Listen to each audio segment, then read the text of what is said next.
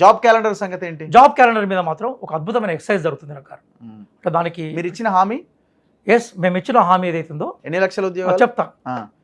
2 లక్షల ఉద్యోగాలకు మేము హామీ ఇచ్చాం. దానికి బేస్ కూడా సంవత్సరం లోపా కాదు, బేస్ చెప్తున్నాను. బేస్ ఏంటంటే బిశ్వాల్ కమిటీ రిపోర్ట్ ఉంది, పిఆర్సీ కమిటీ. ఆ పిఆర్సీ కమిటీ ఈ రాష్ట్రంలో దాదాపుగా 1,94,000 జాబ్స్ ఖాళీగా ఉన్నాయి, వాటిని నింపే అవకాశం ఉందని బిశ్వాల్ కమిటీ చెప్పింది. మేము మేనిఫెస్టో రాస్తున్నప్పుడు జానయ్య సార్తో కలిసి దుద్దేల శ్రీధర్ బాబు గారు నేతృత్వం రాస్తున్నప్పుడు కూడా మేము బిశ్వాల్ కమిటీ రిపోర్ట్ ఆధారంగానే ఇందులో పెట్టాము. మేము దానికి సంబంధించిన గుర్తింపు ఎక్సైజ్ స్టార్ట్ అయింది. ఆ గుర్తింపు ఎక్సైజ్లో భాగమే జాబ్ క్యాలెండర్.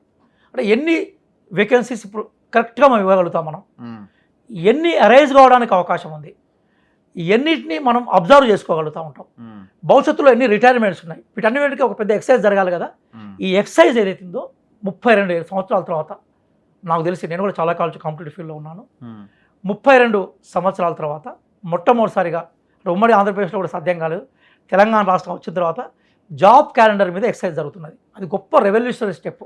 అందుకోసం నేను నమ్మకంగా నేను ఏం చెప్తున్నానంటే, ఈ పట్ల కొంతమంది విద్యార్థులకు మా పట్ల కొంత నెగటివ్ ఉంది, బండబూతులు తిరుగుతున్నారు, అంటే మేము వాళ్ళు కోరుకున్న పరిష్కారాన్ని ఇమీడియట్గా చూపెట్టలేదనే బాధ ఉన్నది. నేను తప్పు కూడా పట్టట్లేదు.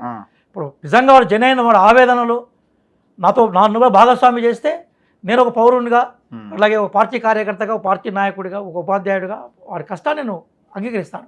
కానీ అదే సందర్భంలో గొప్ప ఎక్సైజ్ చేస్తున్నారనే ఒక ఆశాభావం కూడా వాళ్ళు ఉండాలి. నిరాశతో మనిషి ఇప్పుడు పనిచేయలేడు అన్నట్టు. నాకు తెలిసి ఇప్పుడు ఎవరైతే మమ్మల్ని ద్వేషిస్తున్నారో, ఎవరైతే మా మీద తిట్ల వర్షాన్ని కురిపిస్తున్నారో, జాబ్ క్యాలెండర్ అయిన తర్వాత అవే తిట్లు మాకు దీవెనలుగా మారుతాయి, అదే ద్వేషం మా పట్ల ప్రేమగా మారుతుంది. ఇప్పుడు మమ్మల్ని ఎవరైతే విపరీతంగా మా మీద ట్రోలింగ్ చేస్తున్నారో, మా మీద వాళ్ళు డెఫినెట్గా ప్రశంసల వర్షం కురిపిస్తారన్న నమ్మకం మాత్రం నాకు.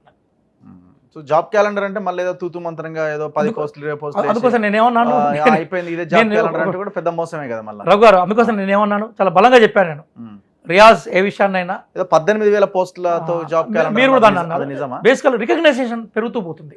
ఇప్పుడు నేను ఏమంటున్నానంటే, ఇక్కడ మీరు 2 లక్షల జాబ్స్ 1 year లోపు నా మాట కంప్లీట్ చేస్తారు. ఒక అంశం మాత్రం చెప్తాను, ఆ ప్రయత్నం జరుగుతుంది. మళ్ళీ చెప్తున్నాను, నేను నిజాది చెప్తున్నాను, ఎగ్జాగరేషన్ చేయట్లేదు. ఆ ప్రయత్నానికి మాత్రం మూలాలు స్టార్ట్ అవుతాయి. కానీ చివరికి ఒకటి మాత్రం చెప్పగలుగుతాను, ఈ రాష్ట్రంలో, అంటే మన రాష్ట్రంలో, ఏ ఉద్యమ ఫలితంగా ఏర్పడిన రాష్ట్రంలో ఒక్క జాబ్ ఖాళీగా ఉండే అవకాశం ఉండదు.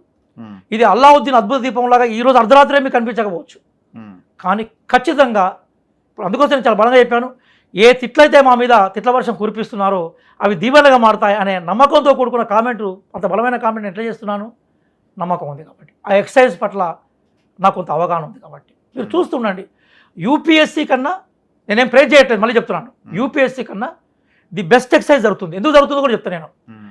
రేవంత్ రెడ్డి గారి నాయకత్వంలో ఒక మంత్రుల బృందము యూపీఎస్సీకి వెళ్ళింది, మీకు జ్ఞాపకం ఉందో లేదో.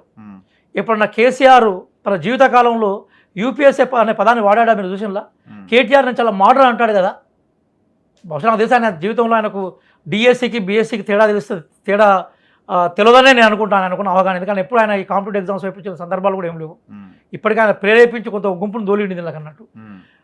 స్వయంగా రేవంత్ రెడ్డి గారు, ఉత్తమ్ కుమార్ రెడ్డి గారు ఢిల్లీకి పోయినప్పుడు వాళ్ళు పని కట్టుకొని యూపీఎస్సీకి పోయినారు. మీరు ఒకసారి గత వార్తలను చూస్తే మీకు కనబడతాం. కేరళకు ఇప్పుడు నికోలస్ ఎవరైతే సెక్రటరీగా ఉన్నారో ఐఏఎస్ ఆఫీసర్ వాళ్ళ ఆధ్వర్యంలో కేరళకు ఒక బృందం అయింది. ఈరోజు జాబ్ క్యాలెండర్ ఇస్తున్న రాష్ట్రాల్లో కేరళ ఒకటి, అట్లాగే గుజరాత్ ఒకటి ఉంది, ఢిల్లీలో కూడా కొంత మేరకు ఉంది. ఇట్లాంటి రాష్ట్రాల జాబ్ క్యాలెండర్స్ పరిశీలించారు. చంద్రబాబు నాయుడు గారు అంతకుముందు ముఖ్యమంత్రిగా ఉన్నప్పుడు, ఫస్ట్ టైం ముఖ్యమంత్రిగా ఉన్నప్పుడు ఆయన కూడా జాబ్ క్యాలెండర్ ప్రకటించారు. ఇవన్నిటిని తీసుకొని ఎక్సైజ్ చేస్తున్నాం. నా పాయింట్ ఒకటే అండి, ఎలక్షన్స్కి ముందు జాబ్ క్యాలెండరు, 2 లక్షల ఉద్యోగాలు, ఇదంతా మీరు బాగా ప్రచారం చేశారు. మెయిన్ పేపర్లో కూడా డేట్స్తో సహా వేశారు. యూపీఎస్సీ జాబ్ క్యాలెండర్ రిలీజ్ చేసినప్పుడు టీజీపీఎస్సీ ఆర్ టీఎస్పీఎస్సీ ఎందుకు రిలీజ్ చేయలేకపోయింది? మీరు ఎలక్షన్ కోడ్ ఇక్కడ అనడానికి వీలు లేదు కదా. మిమ్మల్ని సూటిగా ఒక ప్రశ్న అడుగుతాను నేను. ప్రభుత్వానికి ప్రయారిటీస్ ఉంటాయి. ఫస్ట్ మేము రాగానే మేము కుర్చీలు బెంచ్లు చదువుకోవడానికే మా టైం అయిపోయేది. అది ముందు తెలియదా అని అడుగుతారు. వినండి సార్, మీరు వినండి. అంటే ముందు తెలిసే అవకాశం ఎందుకు లేదో కూడా చెప్తాను నేను. వాళ్ళు మనకు కరిబింగిన వెలగపండును చూపెట్టింది కదా, వాళ్ళు చూపెట్టిందే కరిబింగిన వెలగపండు కదా. ఏమన్నాడు ఎప్పుడన్నా కేసీఆర్ తన జీవితకాలంలో తెలంగాణలో అప్పులు ఉన్నాయి, పేదరికం ఉన్నది, బాధలు ఉన్నాయి, మీరు వినండి సార్, అంత నాకేసిరనే మాకు తెలుసు, మీకు కూడా తెలుసు, మీ ముఖ్యమంత్రి కూడా తెలుసు. మీరు వినండి, మేము ఆచరణలోకి వచ్చిన తర్వాత తెలుస్తుంది.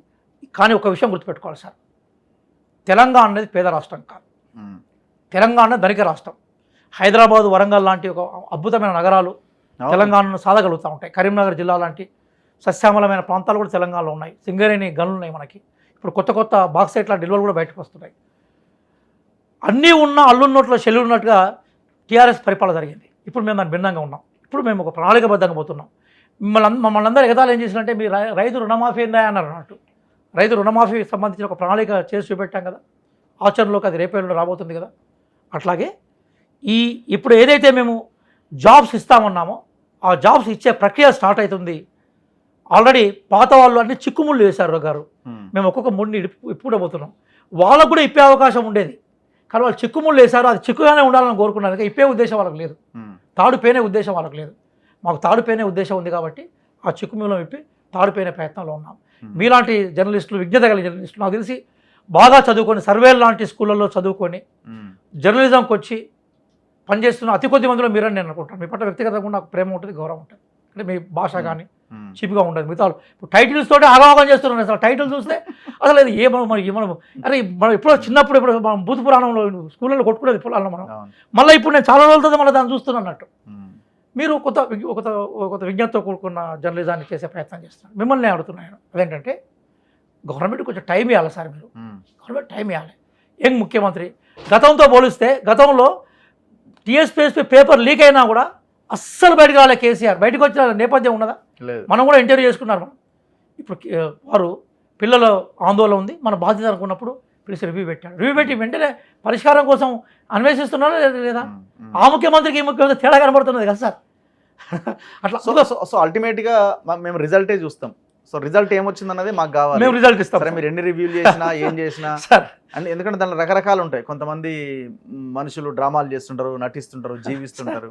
సో అది నటన, జీవన, లేకపోతే నిజంగానే ఆ రకమైన రివ్యూ అనేది అవుట్కమ్ ద్వారా తెలుస్తుంది.